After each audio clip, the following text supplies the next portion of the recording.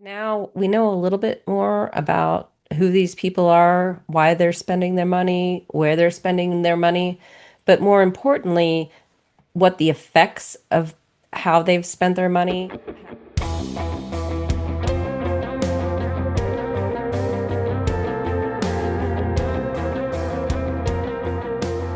Welcome to Disrupted Science, the occasional conversation between the authors of the upcoming book, How the Internet Disrupted Science, now available for pre-order.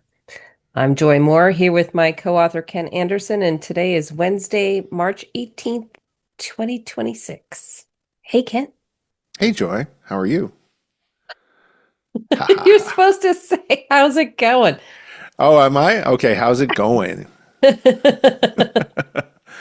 It's not in the script. I know. Yeah, no, I'm very well. We're on the cusp of a tornado this afternoon. Oh, Uh, exciting. yeah, so we'll see if we lose any trees. Well, tomorrow's post has the Wizard of Oz image at the top of it, so this all could be, and Oh, it's St. good. Patrick's Day, so it's green because it's Emerald City, so it's all coming together. That's right. Yeah, Yeah, yeah. we're I'll recording keep. this on Monday in case that we just gave it all away. So, How about hey, I've that? got green on too. Yeah, Wow, look at yeah, us. okay, yeah. By the time this goes up, it'll be so yesterday, but right now it's so tomorrow. Yep. And the other day was Pi Day, and Yeah, you Pi Day was celebrated Pi Saturday. Day. Yeah, Yeah, it's a that's good time of year. it is. I was talking to I was at School of Rock, and one of the music director is a math major, and I Oh, said, "So how many digits can you rattle off for pi?" And he can do like 28. And so uh-huh. we tried to write a quick song, and it's like, is it Tom Lehrer who did Hmm. the all that kind of stuff. And so we got to a certain point, and then we're just like, no, that's not going to work. It's too much effort. But yeah, it went farther than I thought it would. That's for sure. I'm sure there's probably a pie. There's got to be a pie song out there somewhere. But I think that there's definitely a convergence between math minds and music minds, Oh, definitely. right? Yeah. And so y there's something in the brain that is it the left brain or the right brain? I'm not sure which one. It's Yeah. where you understand these things and then they come out like easily. Yeah. And then there are other people who just read words and understand how to spell them. Right. Right. Yeah. I mean, well, everybody. It's a full team effort to get through this life, and we need everybody and all their skills. But yeah, it's funny to teach, like, to underscore to kids who are learning music, and even adults who are. It's like counting to four is such a big deal in music, right? To be able Mm. to like keep track of your fours, and and once they lock into that, even though it's very basic, sounds very basic, it's easy to get lost. But once you start to identify the fours in music, all of a sudden a lot of things gel. And then, well, we'll talk about it later, but how octaves and chords and 1 3 5 and 3 4 6 and 1 4 6 and all that kind of stuff. There's just all this math code that goes on in music, Hmm. diminished and diminished four and G7 and all that kind of stuff. So there's all these numbers that go into music that's kind of fascinating, to your point. So, but Hmm.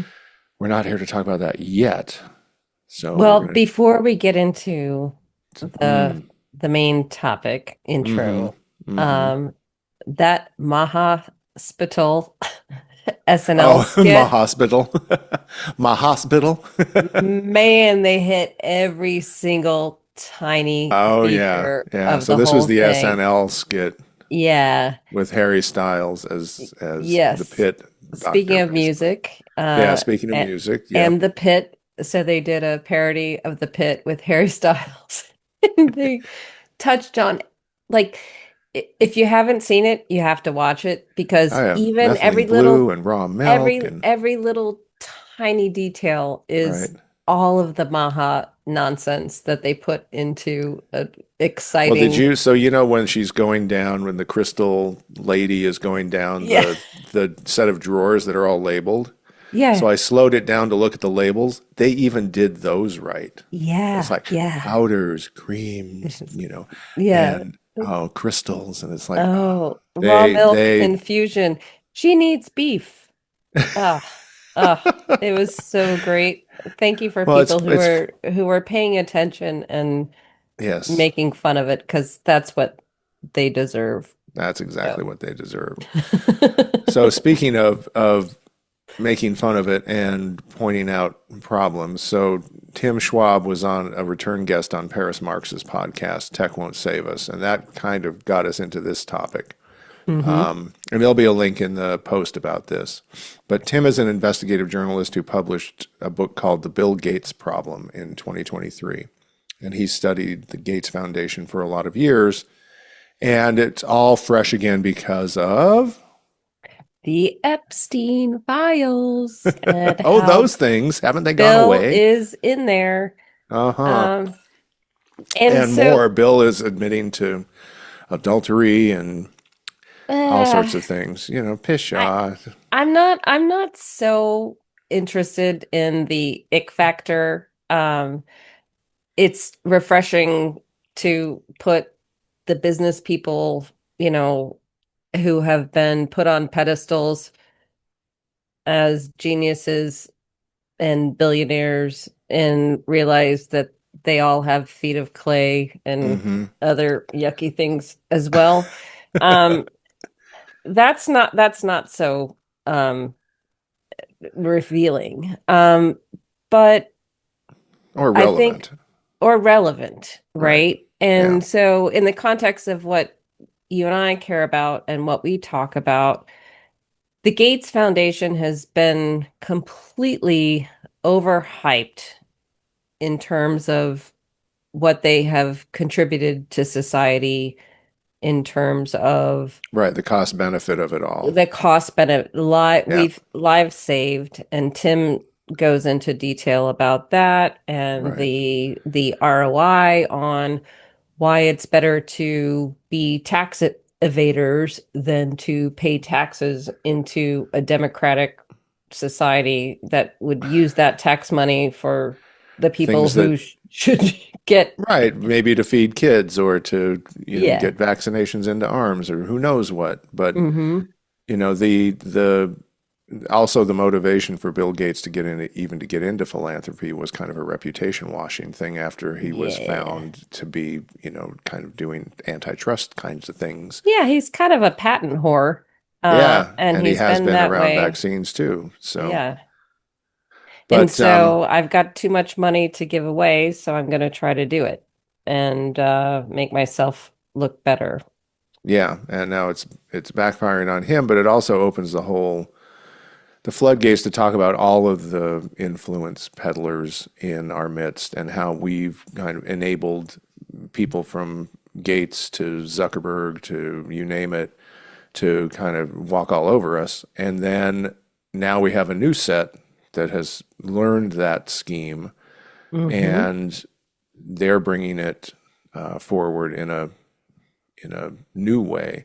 So there's a quote from the book because we covered pieces of this in our book, and there's it's a you know what 20 some chapter book whatever, and so we dance around a lot of things. We go into depth here and there, but we can't go in depth on everything. But one of the quotes that I still like was, the big funders had proven themselves to be dilettantes in scientific publishing, arriving with arrogant claims, throwing money around, growing bored after they'd trashed the place, and then moving on, leaving it to others to clean up after them. And I think that's kind of where we're ending up Hmm. here. And Yeah. what the problem is that now Well, with all their and I would pizza add crusts to and that. everything on the floor, the rats have arrived. So, Well, yeah, they're tourists, eco hmm tourists who found a pristine island, decided to go there and then trashed it and then moved on. And now it's also Epstein Island. So there you go. So I didn't mean to say that. can't even use the word island anymore without bringing up that. But so yeah, so we're going to talk about that and we'll dive in detail now. So private philanthropy and scientific publishing, more harm than good. Let's do it.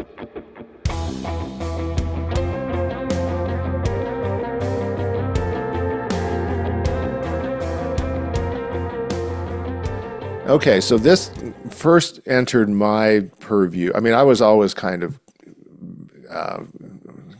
gobsmacked because I grew up, and I think you did too, as little editorial mavens, that you were supposed to keep advertisers and funders out of your editorial offices. Hmm. And all of a sudden, there was this, with the tilt toward open access, there was this tolerance of it. And then Anandiradas, I think that's how you pronounce his name, is the only shot I'm going to take, Hmm. wrote a book called Winners Take All, The Elite Charade of Changing the World. And had that pointed out how quickly things had tilted toward this kind of double dipping from super rich people who didn't want just the glory and rewards of becoming super rich. They wanted to have social impact again. They wanted to use their money to have more Hmm. influence over how society went, and maybe even to change the valence of society to extend their winning streak. Hmm. And that was the first time I kind of put it together that this was not benign, this was intentional, and it was also a rot at the heart of American society when you had people with this much money that they could just dabble and totally mess around with things and walk away with no problem. Hmm. So anyhow, that's where we got into things like, and I think the first blush of this came with the Gordon and Betty Moore Foundation and PLOS, right? Yeah. And so that's when private philanthropy really became an important part of scientific publishing. Hmm. There have always been private grants going on behind the scenes, but most of it were public grants. But Hmm. when we reached the point where we were having the publications crisis, and that the cost of journals was too high, and that other people came in and said, well, we can change the model by do a pay to play. Hmm. That's when different groups got connected with private foundations to put more money into researchers circumventing the democratic process, but saying, well, we can privately fund you for this. And Yeah, that yeah. took We've it got all to, these leftovers from not paying our taxes, right. so let us help you Yeah, and distort society. they've So, got great ideas, because the thing is with these foundations, they have things that they care about hmm. specifically. Like even if Hmm. you look at like Patagonia, Right. and they've been lauded for donating their profits into eco-friendly ideas. Hmm. Well, that is directing science or philanthropic investments into certain things that only a few people care about, Right.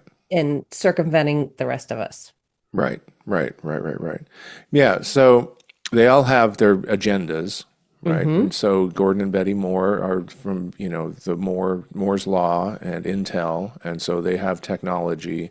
And this also is kind of where big funders and big tech and open access publishing all kind of lined up for the first time was that.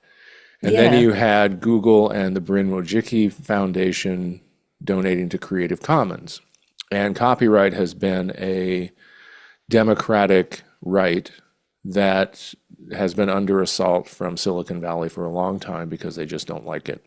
And Creative Commons was kind of a cool contract system to put on top of it and leech away rights. Hmm. And the tech companies wanted it because it gave them basically free gas. Yeah. that they could just say, oh, it's Creative Commons, it's CC BY, it's whatever it is, but we can just take your content for free, and and then you start to get into another intersection of big tech trying to influence publishing Mm-hmm. and doing it quite, with our full cooperation in some ways. And then you had Welcome Trust with eLife and Welcome Open Research and dabbling in PubMed Central and all of that. And then the Gates Foundation comes in and they stir things up again. Mm-hmm. And the Wellcome Trust has been very influential in Yes. policy in the UK in particular, but also in Western Europe. Yeah. And Um, the other thing that it's kind of interesting how, so they tend to resolve around, we get these individuals who have incredible throw weight because they have big checkbooks. And mhm. everybody responds to them because we're in a might makes right kind of world these days. Like they get deferred to the point that they start to strut around in a way that's kind of self-defeating in the end, but it's really hard to take for a little while. And Robert Kiley was that guy for a time, right? Hmm. And he's strutting around all the meetings and pushing people around and saying whatever he wants, and everybody's like, "Oh, Robert Kiley said this," and then Robert Jan Smith was, the next iteration of that. Hmm. But all these big checkbook people, Ashley Farley and others, it's just these individuals get so much power because they're representing big checkbooks. Right. And that goes back to how the big checkbooks are coming from individuals or families who happen to make a lot of money Hmm. doing things, whether inventing something, whether it's a line of drugs or a computer system or, when software, these these foundations are spending money from one thing to influence lots of other things through Hmm. their philanthropy. Yep. And just because they have a lot of money doesn't mean they know what's best for everybody. Right, right. And, shame on us in a way for, you know, deferring to people with big checkbooks that maybe they don't know what they're doing. But there's a whole book about that, I understand, that people should read. Oh, yeah. So there's a lot more to it. But but one of the things that, I mean, again, you have signs of Gates dabbling. They had the deal with AAAS for a year. That experiment was aborted. They threw around blame to various publishers that they weren't comporting with Gates research policies, and that's because your policies weren't comportable. It's not because we were wrong, it's because those were dumb policies. So then they started their own little walled garden, Gates Open Research, built on F1000 research tech, and That was Welcome did the purchased same thing. by Taylor, that's now owned by Taylor and Francis. Right. Yeah. Yep. Yep. And over time, Gates has underwritten more than 30,000 scientific journal articles. So even 30,000 30,000, yep. That's at from like, Tim's book. And so you wow. talk about double dipping on social influence, right? Hmm. And a number of those have to do with the global burden of disease, right? Hmm. That group and the way he talks about how the Lancet kind of, you know, makes it so those papers get through without too much trouble, because everybody wins, right? So the funder wins, the authors all win, and they have thousands of authors. Hmm. And then every institution wins. On the other side of that, all the impact factor wins, and the grants, and it's just this flywheel of funder, journal, institutional, author Yeah, alignment. it's That. a closed loop. And when you look at the impact factor and the university rankings Hmm. related to the global burden of disease study that is funded by the Gates Foundation primarily, you Right. can see it's a closed loop. Yeah. Well, and I Yeah. was I was at NEJM when NEJM was the #1 medical journal by impact factor and was trouncing the Lancet. And Hmm. then these global burden of disease studies started to pop up, and now the Lancet is trouncing everybody else. But it's basically a Gates Foundation phenomenon. Right. It's a database is that creates papers, that Yeah, creates citations that have to be cited, and that have so to be it's cited. yeah, Yeah. because it's the global burden of disease stuff. It's this, like you It's said, a closed loop. And then you have, so Gates does this, you've got Wellcome in this, you've got Moore Foundation in this, and then you have the Chan Zuckerberg Initiative, LLC, coming in, and they start dabbling. when did they come on the scene I think in around science? 2017, I think it was Yeah, around then, maybe a little bit earlier, but they acquired Sciencescape, which had renamed itself Meta. right. And that was the Sam and Amy Molyneux, Hmm. and who were super smart people and really really nice. I mean, they're Canadian, they're from Toronto. I mean, so but they got acquired, and then they funded bioRxiv, then medRxiv, now it's open archive. They funded ASAP Bio. They have what they call the Breakthrough Prize, and that's with Anne Wojcicki, Hmm. Susan's sister, and Zuckerberg. And if you want to see a you want to see a prize that, I mean, it makes the Oscars look second rate. The the celebrities and the fashion and everything else at this annual Breakthrough Prize event it's amazing. It's like, A-list celebrities, who are you wearing moments, red carpet photography, and all this because why? Well, who knows? Well, because, Because they've got so much well, money, it's a rounding error.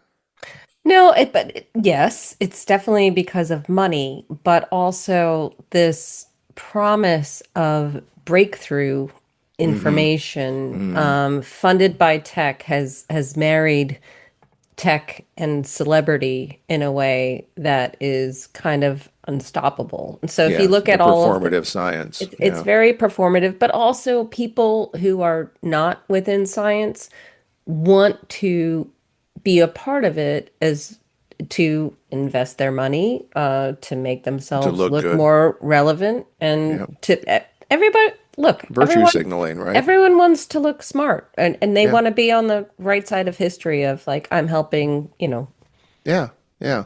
get us to the moon or whatever. Yeah, and if you get invited to a nice dinner by a rich person, and they Hmm. and you get to hang out with with your buddies and your friends, and put on your nice clothes. I mean, I'm not blaming them at all. I just wanted to. I just it shocked me when I looked at it, because my experience with the prize events is they're nice, Yeah. but they're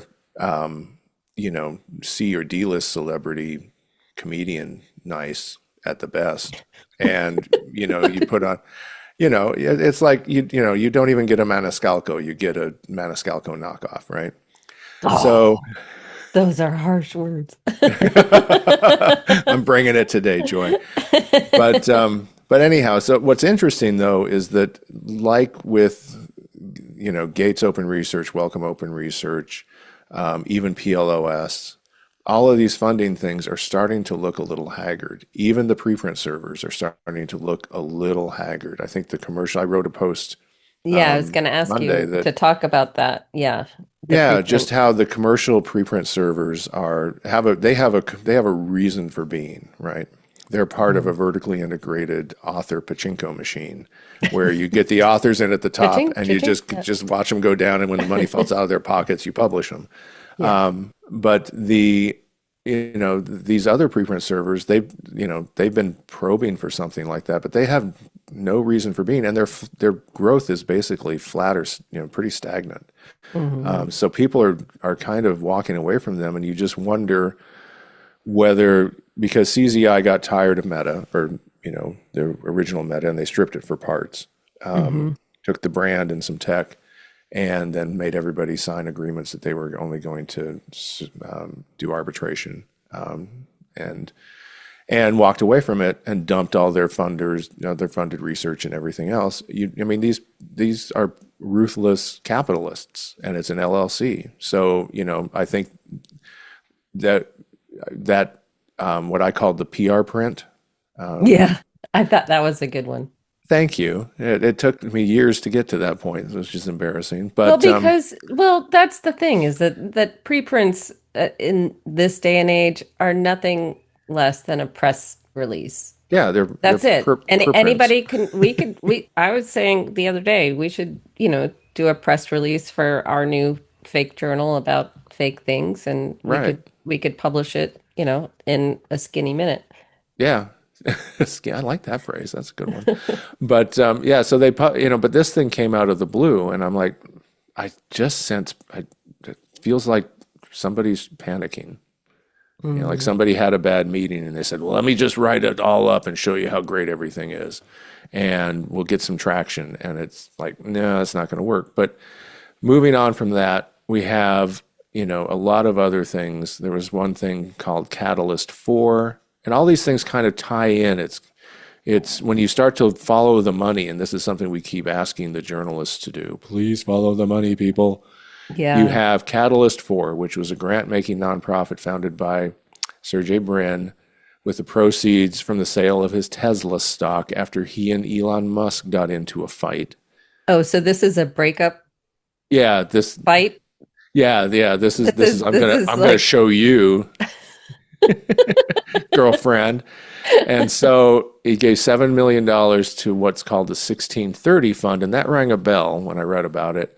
And I look and it's, oh, that's part of Arabella Advisors, which uh, was the fiscal sponsor behind the new venture fund, which had Spark in it for a while. mhm.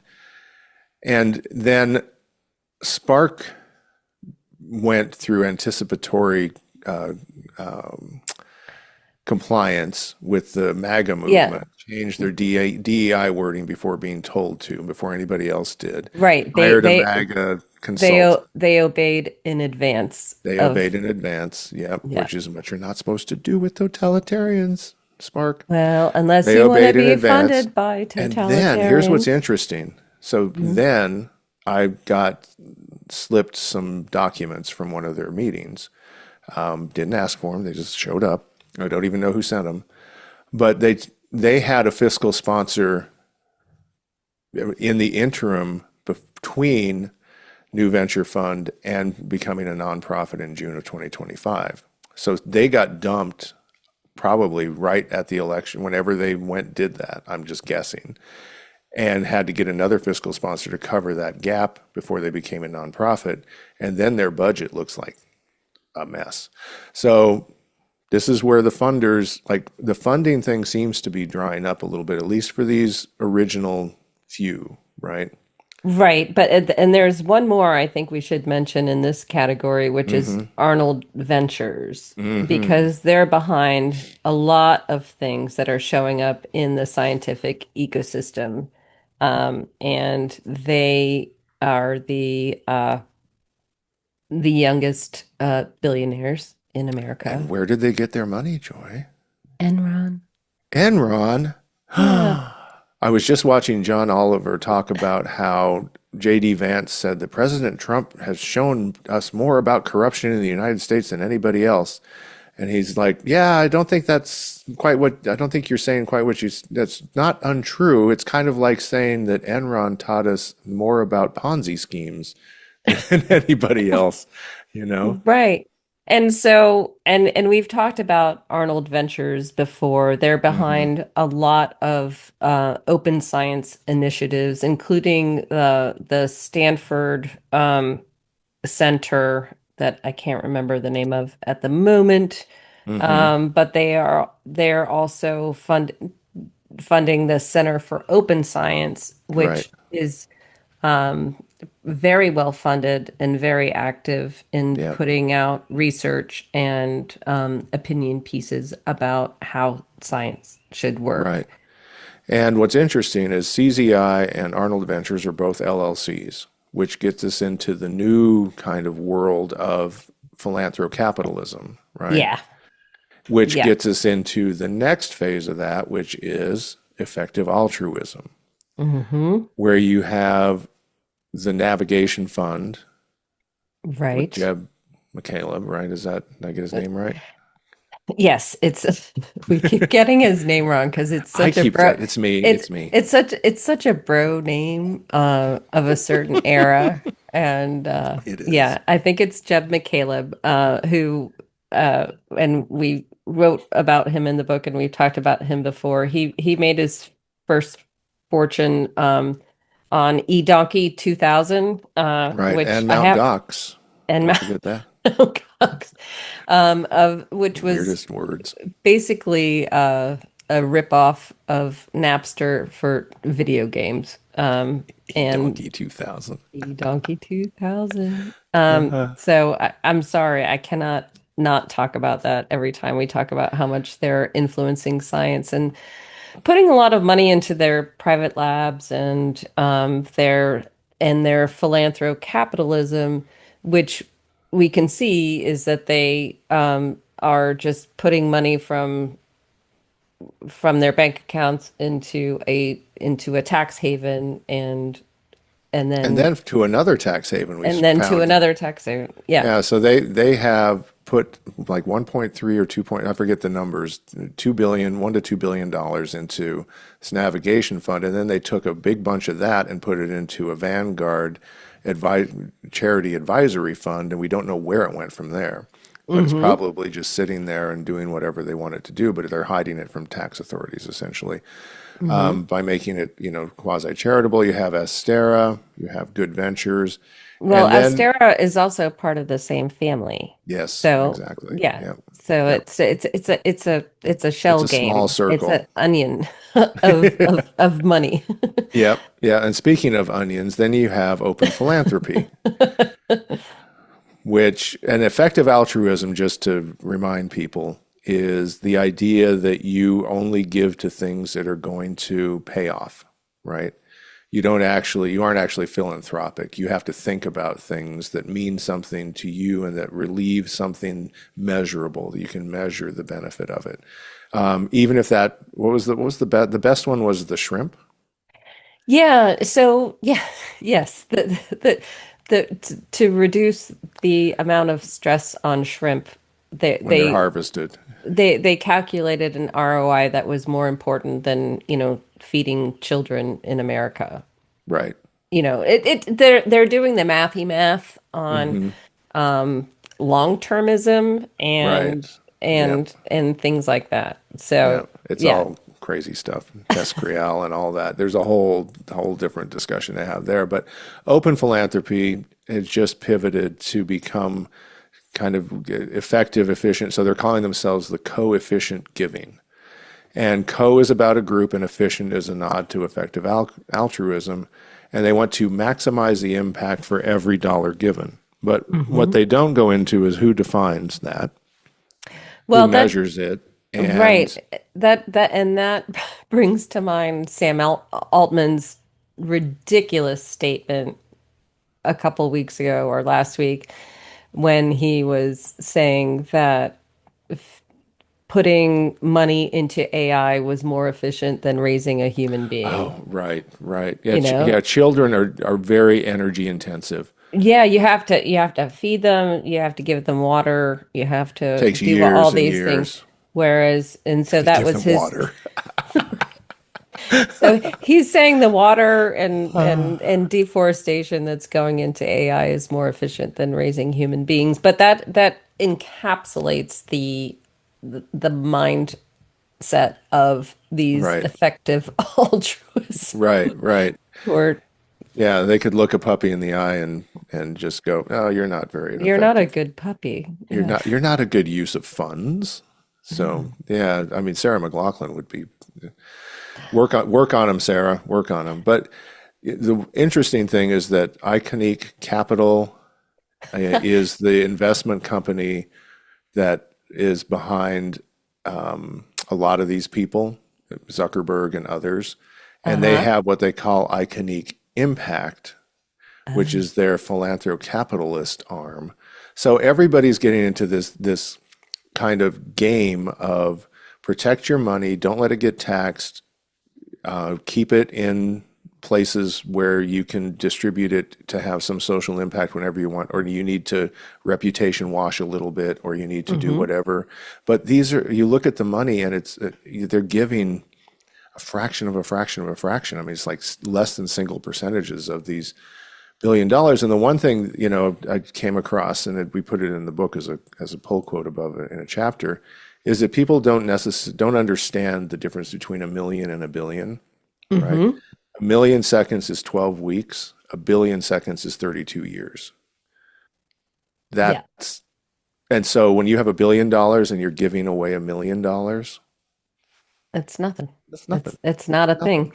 And No. that also goes back to Tim Schwab's book and his point about Hmm. the billionaire class and what they're doing in terms of philanthropy capitalism that is it's unconscionable if you break it down into understanding the numbers and the outsized effect of what Hmm. they're doing, Hmm. um, and how it's a lot of us in scientific publishing over the years have thought, well, what's wrong with a few billionaires giving some money away Hmm. to scientists to help Hmm. fund their research, to, put money Get into more science labs out there. to get, yep, and if the federal government is going up and down in terms of how much they're giving, why don't we just fill in with the people who've made all the tech money or the drug money or Hmm. other money? Hmm. What's Crypto wrong with money. that Right. ecosystem? Yep. And now we're seeing things that are wrong with it, and they've created a bridge to a new generation of people who are putting money into scientific Hmm. publishing Right. For different reasons. for So different they, reasons, so the money which from, we'll is more call of it, the grifter. yeah. So structural change happened, right? So open Mhm. access got all this funding and all preprint servers and various other open science initiatives and organizations and political activists like, from Spark to Open Science, all these. So all this structural change happened because of this round of funder double dipping. And now, like you said, it's a bridge to, the new grifter philanthrocapitalists. So you have Children's Health Defense, you have the McCullough Foundation, you have American Health Action, you have the Maha Institute, you have the Independent Medical Alliance, formerly the Frontline COVID-19 Critical Care Alliance, because COVID activated a lot of these strange genes in the world's genome. You have the Brownstone Institute, you have React 19, you have Moms Across America, you have the Food Fix campaign, you have the Global Wellness Forum. The list goes on and on. These things sprang up like dandelions on a spring lawn right after COVID. Hmm. And React 19 is particularly worrisome because that has gotten, you know, they're doing all these things in secret, and then, people like Harlan Krumholtz have gotten involved with them. And I personally, I'm just looking forward So to the can day that you, all catches up with him because, right, so can you back up and yeah. explain React 19? Yeah, so React 19, the 19 is COVID-19, right? Hmm. And so it's a group of, there was a woman who apparently, and I don't know that there's, what the medical evidence is ambivalent and ambiguous, it had a reaction to her COVID-19 vaccine. And some people do. It's a rare event. Yeah. But she became kind of the poster child for this and got other people involved and so on and so forth. And React 19 was formed. And then, I think she's from Layton, Utah or somewhere out there. So very, very sympathetic kind of person. And she's won over a lot of people to her cause and become a little bit of a celebrity. But React 19 is a group that has pushed this vaccine injury syndrome idea, Yeah. that it's Hmm. widespread, that it's a hidden part of, the COVID-19 epidemic that no one wants to talk about, and there's a conspiracy theory and all of this. And then there was a study being put together out of Yale where it's not, I wrote about it, it's not really a study that anybody could stand behind. And there, any sort of anonymity has been broken. Any, blinding was broken a long time ago in it, and it's just a support group. But the React 19 people were involved. Various lawyers involved with Maha and Mm-hmm. RFK Jr., publishers involved with RFK Jr. and others like Skyhorse have gotten involved. And Harlan Krumholtz was a co-author on a couple of those preprints. He's the editor of the Journal of the American College of Cardiology. And there were disclosure problems with one of them. They came back and did the disclosure there. Then I found another one that was older, and there were the same disclosure problems. They never corrected those. And now it's been cited. Somebody leaked to the press a confidential document about how the new kind of illegitimate ACIP wants to change COVID-19 vaccine recommendations. And sure enough, the React 19 Harlan Krumholtz preprint is cited in that. And Mm-hmm. that was, if you rewind all the way back to 1998, Andrew Yep. Wakefield's scam was vaccine injury Yeah. claims and then put products on the other side of the table to sell to people. And he was hoping to make $43 million a year doing that. Yeah. So this was the serendipitous link in the chain between Wakefield and what we're seeing today Right, is the it's not necessarily a medical claim, but it's a legal claim right, based on medical inference.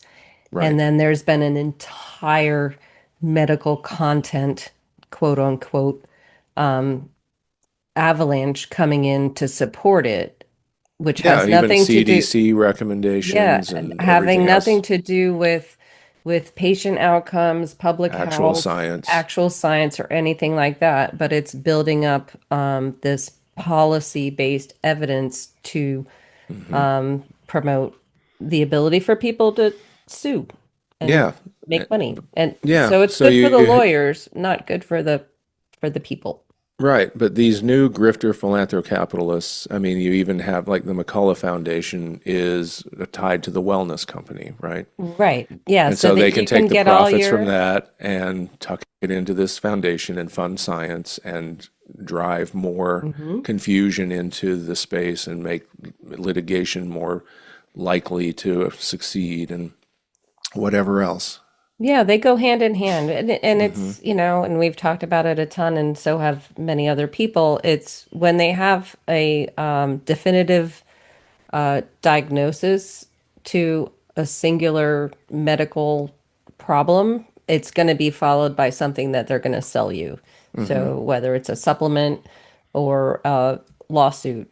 And so they're hitting it on The all best levels. part of that, I don't know if you agree, but that Ma Hospital thing on Saturday Night Live, the best part of that was when they like the guy apparently like he coded and they're like clear and they go the boom and he comes out and he's like what the hell? He's got the red light mask on and they're Right. like And it they're won't like, do much, but your skin's gonna look you're gonna great. look great. He's like, I thought I was hit by a truck or whatever was wrong with him.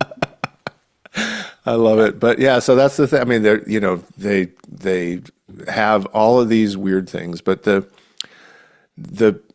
other part of this that is kind of confusing to me is that Cope now has a recommendation that we disclose who paid the APC. And I've Hmm. only seen it happen once in one paper, and it was an Elsevier paper. I've never seen anybody else do it. JAMA doesn't do it. A lot of the supposedly good open access journals don't do it, and I just don't know why. I Because have a I have a you have a theory. yes, It's a very practical hmm, theory from yeah. somebody who has worked in the back office. I think it's invoicing. They probably don't have a field for it Hmm. in Yep, the system, yep, and connecting the payment system to the publishing system is yep, it's not a priority. yep. It's something that could totally be done, but I totally get why it's just like You got to create a Well, new field in the and in the XML, and I was you have to thinking, change the interface, and you have to connect it with well, this, plus and then and there's a if you timing issue. invoice, if I Right. invoice Joy Moore Yeah. and she pays the invoice with a check from the McCullough Foundation, Right. who paid it? Then I Yeah. have to go back and revise the paper because I issued the invoice, you know. So it's a mess, and this just shows, like, even in the Yeah. details, the whole open access kind of pay to play doesn't fit with our need to say exactly what went into this scientific claim, right? Mm-hmm. So anyhow, the all this is to say that we're kind of, I think we're leaving a phase of funder involvement in scientific publishing. All these people have been, either they're moving into effective altruism and some of their things are fading, like the preprint servers, and I'm sure open science is like, and the PLOS, is getting less money each time, and the funders are just kind of wearying of this, and they wearied of Plan S, and they wearied of Coalition S, and it's just kind of, it's worn out its welcome with this group Mm-hmm. of funders.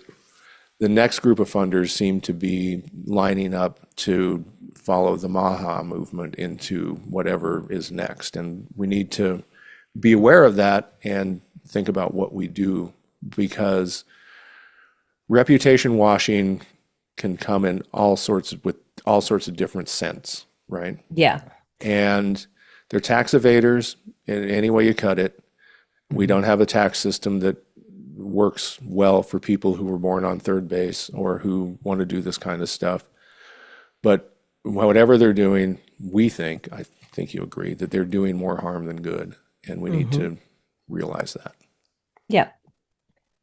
Yeah, I think they had a bit of a heyday as kind of a bridge in the kind of internet to open access to today Yeah, the area where optimistic it phase. was very exciting.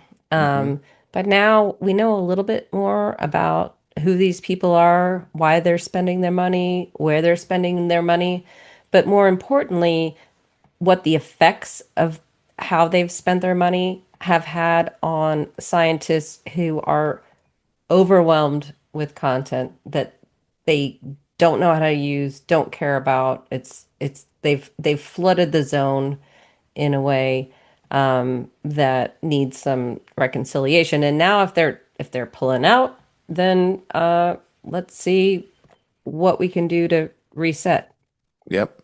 Yep. All right. Well, that was fun. That was good. And we got to talk about Saturday Night Live. So, all right, time to move on to discoveries of the week. Are you ready? I'm ready. All Let's right, do here it. we go.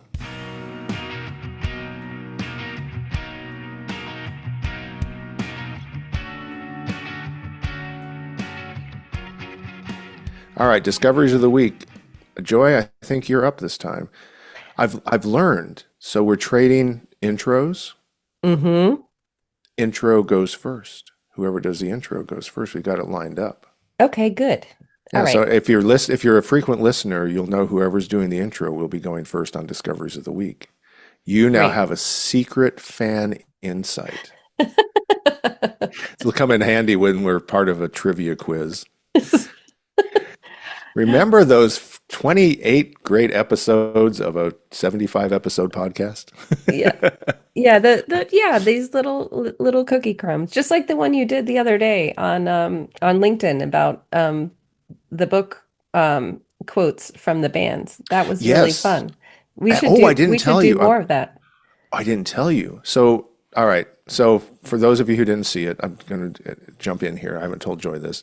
So, we had a page, top of the page of a book. It has a chapter title, "This Hell You Call It, The Hell You Call a Dream," and then Mm-hmm. a quote, "If you choose not to decide, you still have made a choice," by Neil Peart. And I asked which two bands are represented in this image, Mm-hmm. and we had a terrific winner of that who emailed the guess in right away, and then so is the two bands are The Warning, my Mm-hmm.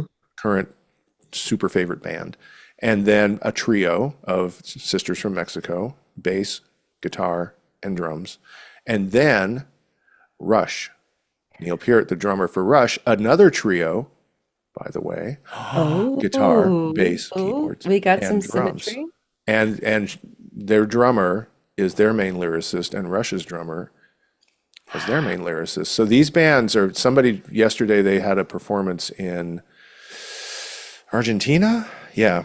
And Mhm. somebody said, we don't need Rush back anymore. We've got these ladies. So, and I was like, That yeah, I was, totally agree because and they are the new you didn't Rush. even put those two together based on the symmetry of trios No, it just happened.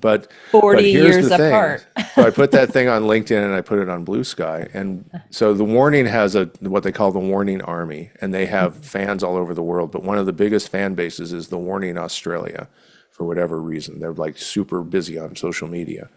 And Hmm. so that got liked by the Warning Australia. And we sold some copies of the book right after that. So That's awesome. it I is. I was just flabbergasted that everybody doesn't know who Neil Peart is. I know. That just makes me feel old. Um, but But we are. anyway, we digress. Well, But you're not, I that am. was So that just by a minute. Speaking of old people, I'm having an old person is this your discovery domestic. of the week? Yeah, this is my discovery of the week. Uh-oh. Um, I'm having a domestic dispute with a family of bluebirds. I didn't. How did this happen? So last year there This was a sounds deep. That was a profound, heartbreaking pause. yeah, I've been thinking about this and I don't and I'm looking for advice. So if Okay. anybody has any advice, let me know. So bluebirds are indigenous to this area. They used to be endangered, and so a lot of people around here, including ourselves, have put up, subsidized homeless shelters for them all around the yard. Right. There's lots of them. Like pick your birdhouse, it's there for you. Yeah. Um, but this group of bluebirds, a mama and a papa, have Mm-hmm. decided that they would prefer to raise their children in a light fixture that's on my patio. So it's a Oh. light fixture that's like upside down, so Yep. they Yep. like to, So there's a bowl, and it's they a can make a bowl nest in the and they bowl. make a Yeah. nest in it.